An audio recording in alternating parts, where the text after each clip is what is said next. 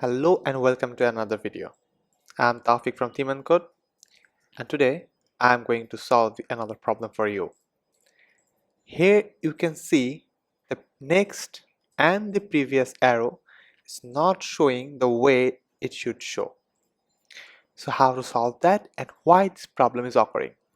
Generally this problem is occurred by lazy loading plugins. To be more specific, this problem is occurred by WP Smash. I will demonstrate the exact way how to solve this problem. You can solve it by your own. Here you can see that I have installed Smash on my WordPress website and this plugin is causing the issue. To solve this, go to Smash and Lazy Load and remove the PDF viewer from lazy loading. So I'm turning it off and then click Save Changes.